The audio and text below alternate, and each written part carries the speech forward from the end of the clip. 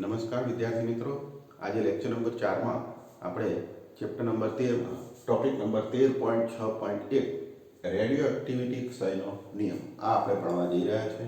આપણે ગયા લેક્ચરમાં જે ભણી ગયા એમાં આગળ વધીએ છીએ. રેડિયો એક્ટિવિટી આપણે ગયા લેક્ચરમાં ભણ્યા કે દરેક અસ્થાયી ન્યુક્લિયસ પોતાનામાંથી આલ્ફા, બીટા અને ગેમા આવો એમાંથી ક્ષય થાય છે અને એની સાથે સંબંધિત આ ટોપિક છે રેડિયો એક્ટિવ ક્ષયનો નિયમ.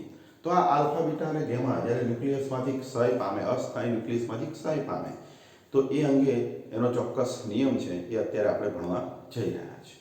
સૌપ્રથમ આપણે એ સમજીશું કે અથવા ધારી લઈશું કે એકમ સમયમાં વિભંજન પામતા ન્યુક્લિયસની સંખ્યા, એકમ સમયમાં વિભંજન પામતા એટલે કે ક્ષય પામતા ન્યુક્લિયસની સંખ્યા એને delta N by delta T વડે દર્શાવવામાં આવે છે અને એનું મૂલ્ય એ અવિભંજિત ન્યુક્લિયસ હોય એટલે કે જે કુલ સંખ્યા હોય અવિભંજિત ન્યુક્લિયસની એના સમપ્રમાણમાં હોય છે.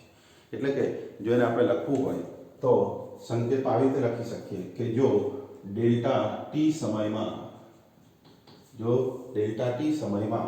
ડેલ્ટા એન આવા ન્યુક્લિયસ એ ક્ષય પામતા હોય તો આ એકમ સમયમાં વિભંજન પામતા ન્યુક્લિયસની સંખ્યા એટલે કે delta N by delta T એ અવિભંજિત ન્યુક્લિયસ, પ્રારંભમાં જે અન્યુક્લિયસ વિભંજિત હોય સંખ્યા, અવિભંજિત ન્યુક્લિયસની સંખ્યા એના સમપ્રમાણમાં હોય છે. એટલે કે વિદ્યાર્થી મિત્રો આ બંને એકબીજાના સમપ્રમાણમાં હોય છે. હવે આ સપ્રમાણતાની નિશાની દૂર કરવામાં આવે તો અહીંયા એક અચળાંક એ લેમ્બડા મૂકવામાં આવે છે. તો અહીંયા અચળાંક લેમ્બડા મૂકીશું, જ્યાં લેમ્બડાને ક્ષય નિયતાંક, જ્યાં લેમ્બડા એટલે ક્ષય નિયતાંક આવા નામથી આપણે ઓળખીશું. અથવા આનું બીજું નામ છે વિભંજન અચળાંક, વિભંજન અચળાંક. હવે વિદ્યાર્થી મિત્રો કે જેમ જેમ સમય પસાર થાય એમ ન્યુક્લિયસ એ વિભંજન પામતો જાય, ક્ષય પામતો જાય, એમાં તેમ આ અવિભજિત ન્યુક્લિયસની જે સંખ્યા છે તે ઘટતી જાય છે. એટલે કે આ દર ઘટે છે તો એને દર્શાવવા માટે આપણે ડેલ્ટા એને બદલે અહીંયા જો dn લખવામાં આવે તો આ મૂલ્ય સમય સાથે ઘટે છે એટલે આગળ નિશાની માઇનસ મૂકવામાં આવે છે. વિદ્યાર્થી મિત્રો આ માઇનસ જો અહીંયા લખવો હોય તો સૂત્ર થાય કે dn/dt બરાબર માઇનસ લેમ્બડા. હવે વિદ્યાર્થી મિત્રો આ જે ગુણોત્તર છે dn/dt એને r એટલે કે માઇનસ dn/dt ને r આવા નામથી પણ આપણે ઓળખી શકીએ છીએ. તો r ને કહેવાય છે વિભંજનનો દર. r એટલે વિભંજનનો દર અથવા આને એક્ટિવિટી આવા નામથી પણ ઓળખી શકાય. તો વિદ્યાર્થી મિત્રો કે વિભંજનનો દર એટલે શું? તો એકમ સમયમાં વિભંજન પામતા ન્યુક્લિયસની સંખ્યા અથવા તો એકમ સમયમાં ક્ષય પામતા ન્યુક્લિયસની સંખ્યા એને r વડે દર્શાવાય, એને કહેવાય વિભંજનનો દર. હવે વિદ્યાર્થી મિત્રો આ જે એક્ટિવિટી છે એ એક્ટિવિટીથી થોડા આપણે આગળ વધીએ તો અહીંયા આ માઇનસ નિશાની જમણી બાજુ લઈ લઈએ, n ને છેદમાં લાવીએ, dt ને જમણી બાજુ લઈ લઈએ તો સૂત્ર થાય dn/n બરાબર અને જમણી બાજુ લઈએ તો માઇનસ લેમ્બડા dt. જો વિદ્યાર્થી મિત્રો આનું બંને બાજુ સંકલન કરવામાં આવે, આનું સંકલન કરવામાં આવે અને n0 થી n, n0 પ્રારંભિક સંખ્યા હોય ન્યુક્લિયસની અવિભંજિત અને આ કોઈ t સમયે અવિભંજિત ન્યુક્લિયસની સંખ્યા હોય તો n0 થી n, તો સામે સમય 0 સમયે અવિભંજિત ન્યુક્લિયસ n0 હોય તો t સમયે અવિભંજિત ન્યુક્લિયસ n હશે. એટલે n0 થી n અહીંયા લખીશું 0 થી t. હવે વિદ્યાર્થી મિત્રો આ 1/n નું સંકલન તમને ખ્યાલ છે કે ln n થાય, log n ચર ઘાતાંકીય log, અને આ બાઉન્ડ્રી થશે n0 થી n એટલે કે બ્રેકેટ કરી અને બાઉન્ડ્રી લખીશું n0 થી n. જમણી બાજુ ઇક્વલ ટુ કરીને માઇનસ લેમ્બડા, અહીં લેમ્બડા એ વિદ્યાર્થી મિત્રો અચળ હોવાથી એટલે કે અચળાંક હોવાથી સંકલનની બહાર આવશે અને અહીંયા dt નું સંકલન એટલે કે અહીંયા 1 dt નું સંકલન t થશે અને બાઉન્ડ્રી 0 થી t થશે. એટલે સ્મોલ t અને 0 થી t. હવે વિદ્યાર્થી મિત્રો આ બાઉન્ડ્રી દૂર કરવામાં આવે તો અપર માઇનસ લોઅર, એટલે કે પહેલા n ના બદલે n લખીએ એટલે ln n અને માઇનસ n ના બદલે n0 લખીએ તો ln n0, તો સામે જમણી બાજુ અહીંયા માઇનસ લેમ્બડા, એવી જ રીતે અહીંયા અપર બાઉન્ડ્રી t ઓછા 0, તો આવું સૂત્ર થાય. હવે વિદ્યાર્થી મિત્રો આ ln કોમન લઈએ તો અહીંયા બે લોગની બાદબાકી એટલે બંનેનો ભાગાકાર, એટલે કે n/n. તો જમણી બાજુ માઇનસ લેમ્બડા t. હવે વિદ્યાર્થી મિત્રો આ n/n0 એને કરતા બનાવીએ, એટલે કે ln ને દૂર કરીએ તો n/n0 બરાબર આ ચર ઘાતાંકીય લોગ છે, એટલે અહીંયા જમણી બાજુનું પદ e ની ઘાતમાં e raise to minus lambda t થશે. એટલે કે વિદ્યાર્થી મિત્રો n બરાબર n0 e raise to minus lambda t થશે. તો વિદ્યાર્થી મિત્રો આ સૂત્ર એવું દર્શાવે છે કે કોઈ t સમયે અવિભાજિત ન્યુક્લિયસની સંખ્યા, એટલે કે ક્ષય પામતા ન્યુક્લિયસની સંખ્યા એ n બરાબર n0 t raise to minus lambda t જેટલું હોય છે. આ સૂત્ર એવું દર્શાવે છે કે જેમ જેમ સમય બદલાય છે એમ સમય સાથે અવિભાજિત ન્યુક્લિયસની સંખ્યા એ ઘટતી જાય છે. જો આનો આલેખ દોરવામાં આવે, ગ્રાફ દોરવામાં આવે, તો y અક્ષ ઉપર n અને x અક્ષ ઉપર t લેવામાં આવે તો શૂન્ય સમય એટલે કે 0 મૂકવામાં આવે તો n બરાબર n0 થાય, એટલે અહીંયા અવિભાજ્ય ન્યુક્લિયસ સંખ્યા n0 શૂન્ય સમય. હવે આ સમયનું મૂલ્ય જો અર્ધ આયુ જેટલું લેવામાં આવે, એટલે કે જો ટાઉ હાફ જેટલો સમય લઈએ, ટાઉ હાફ એટલે અર્ધ આયુ, કે જેટલા સમયમાં અવિભાજ્ય ન્યુક્લિયસની સંખ્યા એ પ્રારંભની સંખ્યા કરતાં અડધી થાય તો એને કહેવાય અર્ધ આયુ. તો અર્ધ આયુ જેટલા સમયમાં આ ન્યુક્લિયસની સંખ્યા એ n0/2 થશે. એટલે કે અહીંથી આલેખ શરૂ થાય તો અહીંયા ટાઉ હાફ સમયે અહીંયા આપણે ન્યુક્લિયસની સંખ્યા અડધી થશે. જો ડબલ સમય લેવામાં આવે 2 ટાઉ હાફ તો આ સંખ્યા એ આની પણ અડધી થશે, એટલે કે n0/4. જો 3 ટાઉ હાફ જેટલો સમય લેવામાં આવે તો આ સંખ્યા આની પણ અડધી, એટલે કે 8મા ભાગની થશે. તો આવી રીતે વિદ્યાર્થી મિત્રો કે tau half, 2 tau half, 3 tau half, આમ સમયનું મૂલ્ય 1 ગણું, 2 ગણું, 3 ગણું કરી અર્ધ આયુ કરતા તો અવિભાજિત ન્યુક્લિયસની સંખ્યા, એટલે કે ક્ષય પામતા ન્યુક્લિયસની સંખ્યા એ અડધી થતી જશે. n0 માંથી n0/2, n02 માંથી n0/4, n0/8 વગેરે. અને જો આ બધાને જોડવામાં આવે તો આવો એક આલેખ મળશે. તો આ આલેખને ક્ષય વક્ર કહેવામાં આવે છે. તો આ આલેખ એ ક્ષય વક્ર આવા નામથી આપણે ઓળખીશું. અને આ આલેખ એ ચર ઘાતાંકીય નિયમ દર્શાવે છે કે જેમ જેમ સમય પસાર થાય એમ અવિભાજિત ન્યુક્લિયસની સંખ્યા, એટલે કે ક્ષય પામતા ન્યુક્લિયસની સંખ્યા એ ચર ઘાતાંકીય રીતે, આ વક્ર આલેખ મતલબ ચર ઘાતાંકીય રીતે ઘટતી જાય છે. આવું આપણે આ સૂત્ર અને આલેખ પરથી કહી શકીએ છીએ. ચલો વિદ્યાર્થી મિત્રો આગળ વધીએ. જો આનું બંને બાજુ વિકલન કરવામાં આવે, એટલે કે અહીંયા dn/dt, તો અહીંયા n0 અચળ હોવાથી અહીંયા લખીશું કે આનું વિકલન, તો e raise to minus lambda t નું વિકલન એ તમે જાણો છો કે માઇનસ લેમ્બડા આગળ આવે અને e raise to minus lambda t. હવે વિદ્યાર્થી મિત્રો આપણે હમણાં જ વાત કરી કે આને કહેવાય r, dn/dt એટલે વિભાજનનો દર r. સહનિય આ લેમ્બડા n0 માઇનસ આગળ લઈએ તો લેમ્બડા n0 ને કહેવાય r0. લેમ્બડા n0 ને કહેવાય કે r0, એટલે કે આ વિભાજનનો દર બતાવે છે. તો આ પ્રારંભમાં વિભાજનનો દર અને into e raise to minus lambda t. તો વિદ્યાર્થી મિત્રો આ સૂત્રને આપણે લખવું હોય તો આ પ્રમાણે પણ લખી શકીએ કે અહીંયા આનું વિકલન કરીએ તો આપણને આવું સૂત્ર મળે છે. અને અહીંયા આ minus lambda e raise to minus lambda t એને બદલે આપણે અહીંયા જો r અહીંયા r0 મૂકી દઈએ, લેમ્બડા n0 ને બદલે માઇનસ લેમ્બડા n0 ને બદલે, તો એ સૂત્ર થશે r0. તો વિદ્યાર્થી મિત્રો સૂત્ર થશે r બરાબર r0 e raise to minus lambda t. તો વિદ્યાર્થી મિત્રો તમને ખ્યાલ આવી ગયો હશે કે રેડિયોએક્ટિવ વિભાજન અંગે ચર ઘાતાંકીય નિયમ 2 માર્ક્સમાં પરીક્ષામાં પૂછાય કે રેડિયોએક્ટિવ ક્ષયનો નિયમ સમજાવો, તમારે અહીંથી શરૂ કરીને આ સૂત્ર સુધી તમારે લખવું પડે. હવે એકમની વાત કરીએ કે આપણને એમ થાય કે વિભજનનો દર કયા એકમમાં મપાય, તો વિભજનનો દર માપવાનો એકમ છે એક્ટિવિટી. વિભજનનો દર એટલે કે એક્ટિવિટી જેને કહેવાય, એને માપવાનો એકમ છે એક્ટિવિટી માપવાનો એકમ.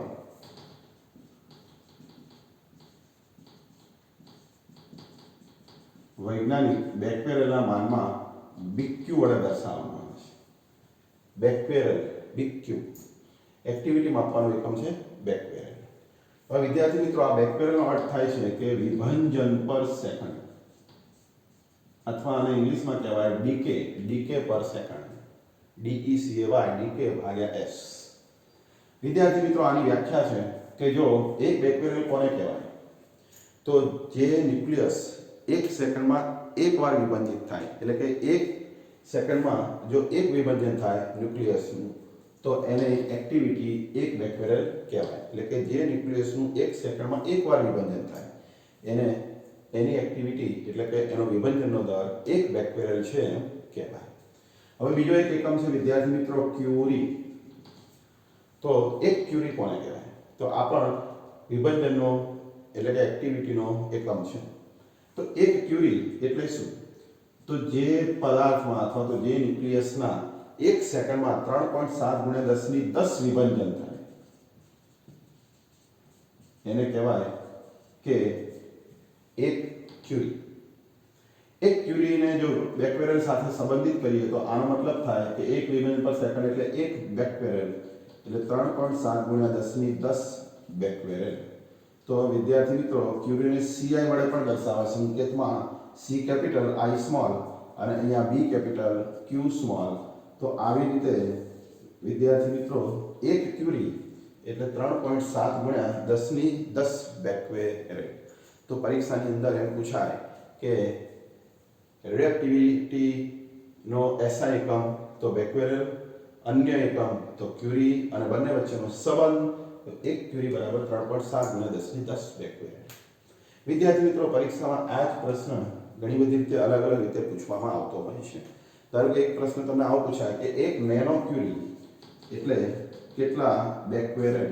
જો આવો પ્રશ્ન પૂછાય તો નેનો એટલે 10⁻9, એટલે અહીંયા 3.7 × 10 × 10 આમાંથી 9 જાય તો 10⁻1 વધે, એટલે 10 વડે આને ગુણી નાખો તો 37 બેક્ટેરિયલ થાય. તો વિદ્યાર્થી મિત્રો, આવી રીતે આવા MCQ પણ બોર્ડની એક્ઝામમાં 1 માર્ક્સમાં અથવા ગુજકેટમાં 1 માર્ક્સમાં પૂછવામાં આવે છે કે એક નેનો ક્યુરી એટલે કેટલા બેક્ટેરિયલ. તો તમને વિદ્યાર્થી મિત્રો ખ્યાલ આવી ગયો હશે કે રેડિયોએક્ટિવ વિભજન અંગેનો જે ચલઘાતાંકીય નિયમ છે એને કેવી રીતે આપણે તૈયાર કરીશું. હવે વિદ્યાર્થી મિત્રો, આને રિલેટેડ બે નાના પ્રશ્નો પરીક્ષામાં ઘણીવાર પૂછાતા હોય છે કે અર્ધ આયુ એટલે કે અર્ધ જીવન કાળ એટલે શું, અને બીજો એક પ્રશ્ન વારંવાર પૂછાય છે સરેરાશ જીવન કાળ એટલે શું. તો ચલો એ સમજીએ કે અર્ધ આયુ અને સરેરાશ જીવન કાળ.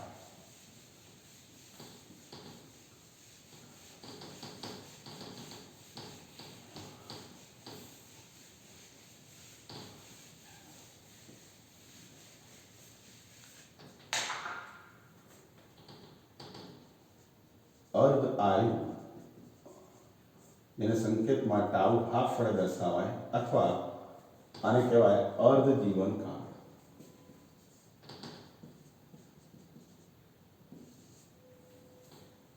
વિદ્યાર્થી મિત્રો, આને હાફ લાઈફ ટાઈમ ઇંગ્લિશમાં એવું પણ કહી શકાય. હવે આપણે સમજીએ કે અર્ધ આયુ એટલે શું.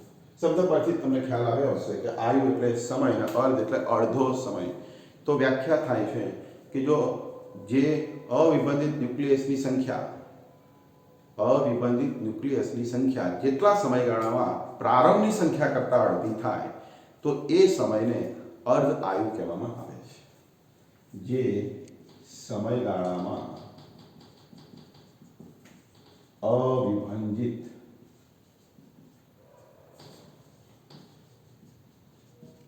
ન્યુક્લિયસની સંખ્યા પ્રારંભની સંખ્યા કરતાં અડધી થાય તે સમયગાળાને અર્ધ આયુ કહે છે અથવા ટાઉ હાફ કહે છે. ધારી લઈએ કે ટી સમયગાળામાં એટલે કે ટી બરાબર ટાઉ હાફ સમયગાળામાં અવિભાજિત ન્યુક્લિયસની સંખ્યા એટલે કે n એ પ્રારંભની સંખ્યા કરતાં અડધી થાય છે. તો પછી આપણે જે સંબંધ ભણી ગયા n બરાબર n0 e λt એમાં આ સંબંધનો ઉપયોગ કરીએ કે જ્યાં n છે ત્યાં n0/2 મૂકીએ અને જ્યાં સમય છે ત્યાં ટાઉના બદલે ટાઉ હાફ લખીએ તો સૂત્ર આવું થાય n0 બંને બાજુથી દૂર થાય એટલે હાફ બરાબર e λ ટાઉ હાફ. આ માઇનસને પ્લસ કરવા એકના છેદમાં લઈએ તો પ્લસ લેમ્ડા ટાઉ હાફ. જો આનો ક્રોસ ગુણાકાર કરવામાં આવે તો વિદ્યાર્થી મિત્રો આપણને સૂત્ર બનશે e tau half is equal to e lambda tau half is equal to 2. આવું સૂત્ર થાય. આનો બંને બાજુ log લેવામાં આવે પ્રાકૃતિક log તો ln e lambda tau half બરાબર ln 2. હવે વિદ્યાર્થી મિત્રો ઘાત ક્યાં આવે? આગળ. log લેતા બંને બાજુ ઘાત આગળ આવે એટલે લેમ્ડા ટાઉ હાફ તો ln e અહીંયા ln 2. વિદ્યાર્થી મિત્રો તમને ખબર છે કે ln e નું મૂલ્ય જો આધાર e લઈએ તો ln e એટલે કે 1 આનું મૂલ્ય થાય 1 અને આપણે ટાઉ હાફ ને કરતા બનાવવામાં આવે તો ટાઉ હાફ એટલે ln 2 ભાગ્યા લેમ્ડા. તો વિદ્યાર્થી મિત્રો અર્ધ આયુ એટલે ln 2/λ. તો આ અને આપણે આપીશું સમીકરણ નંબર 1. તો પરીક્ષામાં પૂછાય 2 માર્ક્સમાં કે અર્ધ આયુ એટલે શું તેનું સૂત્ર તારવું. તો આ સૂત્ર આપણે તારીશું અથવા આ સૂત્રને મારે બીજી રીતે લખવું કે ln 2 એટલે શું વિદ્યાર્થી મિત્રો? તો ln 2 એટલે 2.303 ગુણ્યા સાદો log એટલે કે 2.303 ગુણ્યા 0.30 એટલે કે 0.693 એટલે કે અહીંયા આ બેનો ગુણાકાર 0.693 ln 2 ની કિંમત અહીંયા અંશમાં મૂકતા 0.693 અપોન લેમ્ડા. વિદ્યાર્થી મિત્રો તો આ સૂત્ર પણ આપણે યાદ રાખીશું કે અર્ધ આયુના બે સૂત્ર ln 2/λ અથવા 0.693 અપોન લેમ્ડા. તો અર્ધ આયુ આ રીતે આપણે શોધી શકીએ. હવે વિદ્યાર્થી મિત્રો જો આ સમજી ગયા હોય તો આનો એકમ શું? અર્ધ આયુ એ સમય છે, સમયનો એકમ સેકન્ડ છે. તો આને સેકન્ડમાં માપવામાં આવે છે. એક્ટિવિટી માપવાના એકમ 2 બેક્ટેરિયલ અને ક્યુરી અથવા વિભજન પર સેકન્ડ, ત્યારે ટાઉ હાફનો એકમ છે સેકન્ડ અથવા કલાક અથવા મિનિટ. વિદ્યાર્થી મિત્રો જુદા જુદા પદાર્થોનો અર્ધ આયુ અલગ અલગ હોય છે તો એ પછી આપણે એની ચર્ચા કરીએ. હવે આપણે સમજીએ સરેરાશ જીવન કાળ. તો સરેરાશ જીવન કાળ એટલે શું?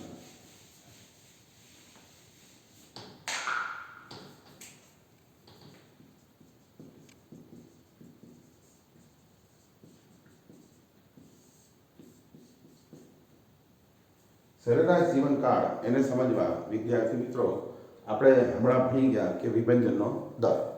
વિભજનનો દર શોધવાનું સૂત્ર એ તમે જાણો છો કે r બરાબર r0 e λt. આ સૂત્રથી તમે સુપરિચિત છો.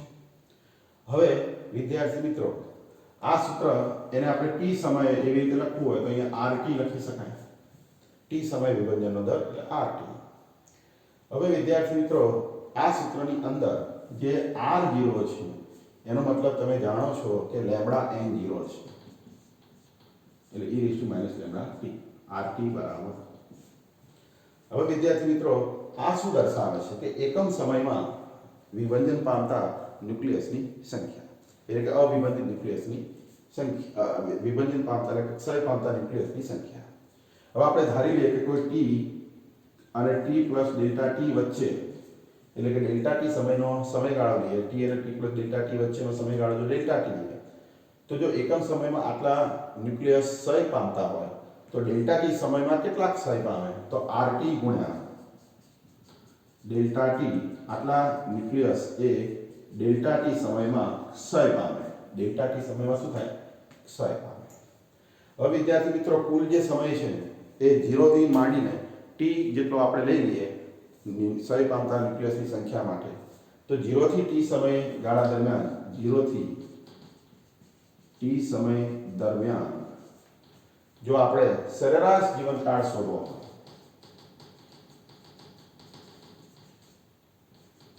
જેને ટાઉ વડે દર્શાવાય તો એના માટે આપણે શું કરવું પડે તો કે આ સૂત્રને t વડે ગુણી અને એનું સંકલન કરવું પડે મતલબ કે આવા 0 થી t સમયગાળા દરમિયાન આવા પદોનો સરવાળો કરવો પડે અને એ સરવાળાની ટૂંકી રીત છે સંકલન એટલે કે આને બંને બાજુ t વડે ગુણીને સંકલન કરતા એટલે કે લેમ્બડા n0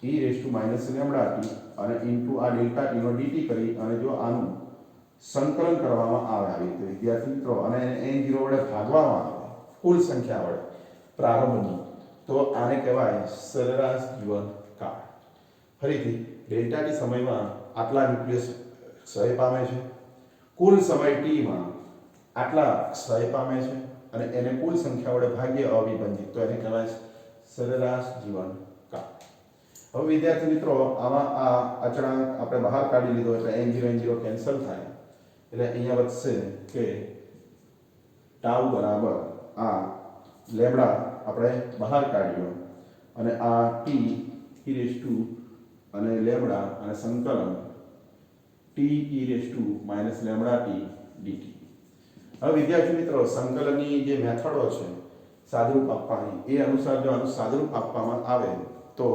1/λ² થાય અને 0 થી t સમયગાળો તો આપણે આનું સાદુરૂપ થાય 1/λ કોના બરાબર ટાઉ બરાબર તો વિદ્યાર્થી મિત્રો સરેરાશ જીવનકાળ એટલે આ ક્ષય નિયતાંક અથવા તો વિભંજન અચળાંકનો વ્યસ્ત એને સરેરાશ જીવનકાળ કહેવામાં આવે છે તો વિદ્યાર્થી મિત્રો પરીક્ષામાં પૂછાય સરેરાશ જીવનકાળ એટલે શું તો અહીંથી આપણે આટલું લખીશું હવે વિદ્યાર્થી મિત્રો આનો અર્ધાયુ સાથે સંબંધ જોઈતો હોય તો આપણે અર્ધાયુનું સૂત્ર પણ ભણી ગયા કે ટાઉ હાફ એટલે 0.693/λ એમાં જે 1/λ છે એને બદલે જો ટાઉ લખવામાં આવે તો 0.693 ટાઉ આવું સૂત્ર થાય અથવા આ સૂત્રને મારે બીજી રીતે લખવું હોય તો ટાઉ બરાબર આ પદને છેદમાં લઈ જઈએ તો ટાઉ હાફ ભાગ્યા 0.693 એટલે કે ટાઉ બરાબર આ બેનો ભાગાકાર 1.44 થાય તો 1.44 ટાઉ હાફ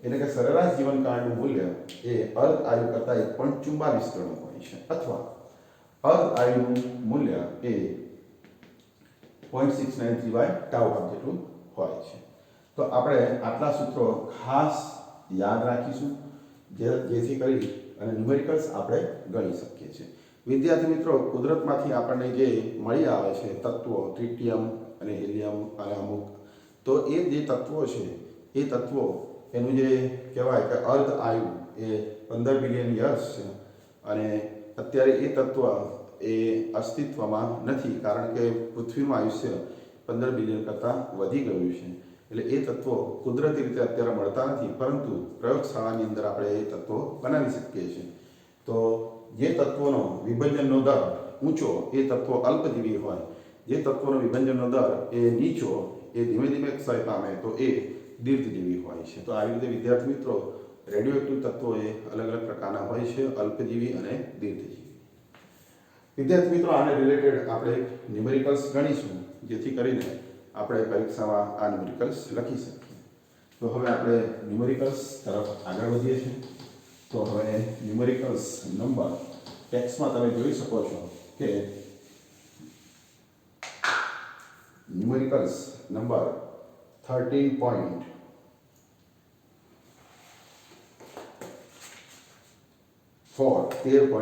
ત્રણ ન્યુમેરિકલ્સ મેં પહેલા ગણાવી દીધા છે હવે આપણે ગણીશું ન્યુમેરિકલ્સ એટલે કે ઉદાહરણ 13.4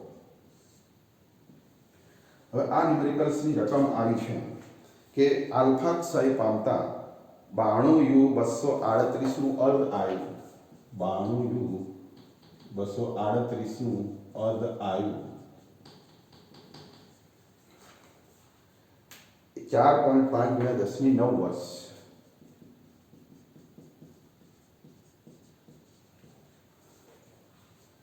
તો 1 ગ્રામ નમૂનાની એક્ટિવિટી તો આ યુરેનિયમના 1 ગ્રામ નમૂનાની એક્ટિવિટી શોધો. ચલો વિદ્યાર્થી મિત્રો, આપણે એક્ટિવિટી શોધીએ. તો આપણે જાણીએ છીએ કે આ અર્ધ આયુને ટાઉ હાફ વડે દર્શાવાય અને ટાઉ હાફ એટલે 4.9 ગુણ્યા 10⁹ વર્ષ.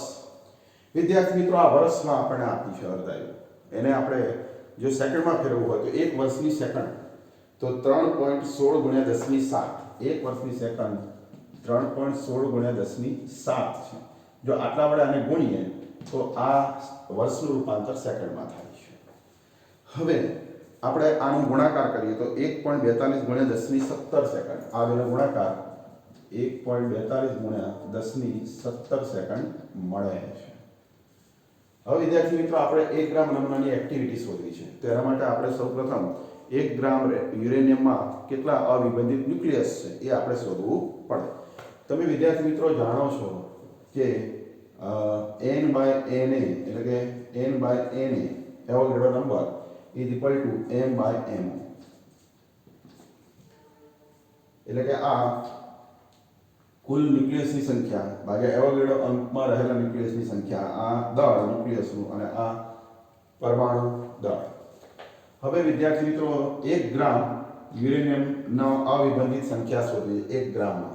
તો આપણે અહીંયા 1 ગ્રામ લઈશું, અહીંયા પરમાણુ ભાર લઈશું યુરેનિયમનો, એને એવોગાડ્રો અંક વડે એને ગુણીશું તો આપણને n મળી જાય. તો 1 ગ્રામ નમૂનામાં યુરેનિયમની સંખ્યા અવિભાજિત ના ન્યુક્લિયસની સંખ્યા n બરાબર m એટલે 1 ગ્રામ ભાગ્યા એમો એટલે આ પરમાણુ ભાર 238 ગુણ્યા એવોગાડ્રો નંબર 6.023 10⁻23.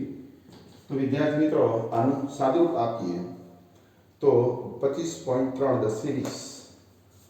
10⁻20 ગુણ્યા 10⁻20. 1 ગ્રામ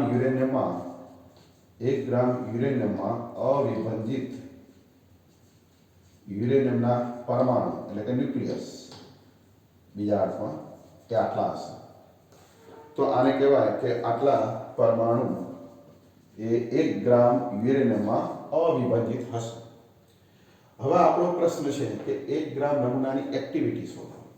તો આપણે જાણીએ છીએ કે એક્ટિવિટી R બરાબર લેમ્ડા n. R ને કહેવાય એક્ટિવિટી, વિભાજનનો દર. લેમ્ડા એટલે હમણાં જ આપણે ભણી ગયા કે ટાઉ હાફ અર્ધ આયુ એટલે 0.693 બાય લેમ્ડા.